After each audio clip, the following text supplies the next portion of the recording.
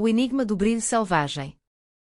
A noite no Rio de Janeiro trazia uma brisa leve, mas o clima dentro do apartamento de Jorge e Sueli era de pura tensão doméstica.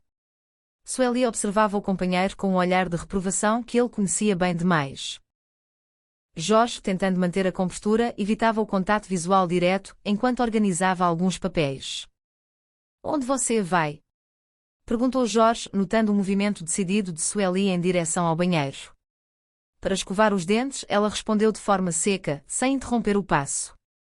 Jorge, surpreso com a rapidez da decisão dela de encerrar a noite, indagou se ela já havia acabado suas tarefas. Ela, com a ironia afiada, retrucou que não, mas que amanhã eles continuariam. Jorge, sentindo o peso da interrupção, questionou se agora a atenção dela seria dada em prestações. Sueli parou, virou-se e explicou que não conseguia se concentrar com toda aquela bagunça que o pessoal estava fazendo no quadro da elite dele. Jorge, tentando suavizar a situação, argumentou que aquela bagunça era boa, um sinal de vida e movimento, e acusou Sueli de ser muito careta. A palavra atingiu Sueli como um desafio. "Careta? Eu?" Ela rebateu. Jorge, sentindo uma brecha para mudar o tom da conversa, confessou que hoje estava pensando em algo diferente para os dois, uma coisinha mais quente, algo mais selvagem. Sueli, com um sorriso enigmático, advertiu que ele talvez não quisesse conhecer o lado selvagem dela. Jorge, intrigado e esperançoso, perguntou se esse lado realmente existia e que tipo de selvageria ela estava imaginando. A conversa foi interrompida por um barulho vindo do corredor. "Pelo amor de Deus, ouve isso!" exclamou Jorge. Ele chamou por Cláudia, buscando ajuda. A situação tomou um rumo inesperado quando Jorge começou a passar mal. Sueli, desesperada, gritou por socorro, pedindo que alguém ajudasse Jorge. O susto foi grande e logo eles se viram no ambiente estéril de um hospital. "Bom dia", disse Solita ao entrar no quarto onde Jorge se recuperava. "Ele teve uma crise de hipertensão", explicou Sueli, ainda abalada. Solita, com seu jeito direto, comentou que era o segundo homem que quase morre na cama de Sueli. A confusão se instalou sobre qual história ela estava falando. Solita lembrou do sogro do Armanil Miro, que teve um infarto fulminante enquanto estava na cama com a Sueli.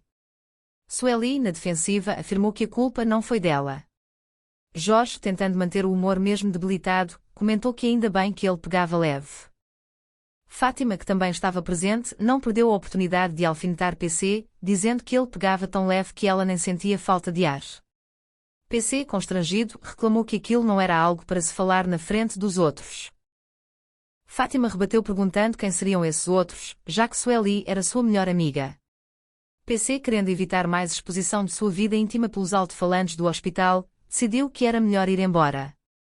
Fátima ácida comentou que nem havia tantos detalhes assim para serem anunciados.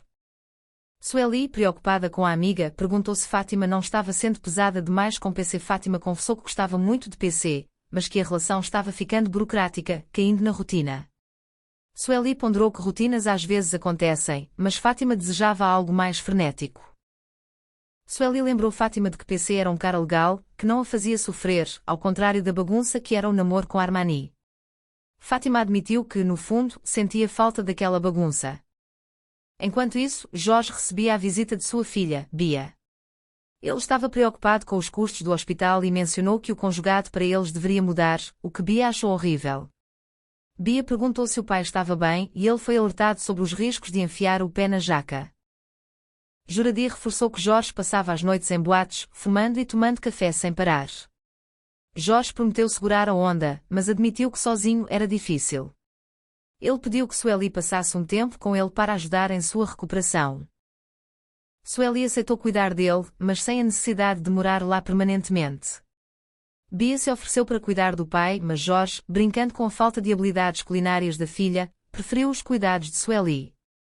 No consultório, Jorge estava distraído, sentindo-se cego para as situações ao seu redor.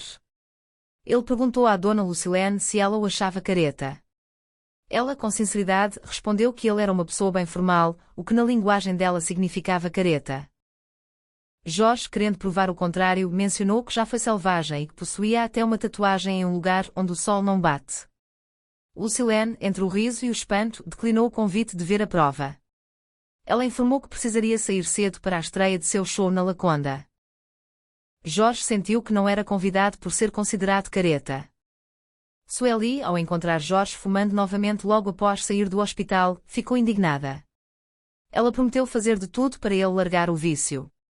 Fátima observou a dedicação de Santa Sueli em tentar tirar uma alma do purgatório. Sueli explicou que precisaria ficar um tempo na casa de Jorge, o que deixou Fátima preocupada em ficar sozinha.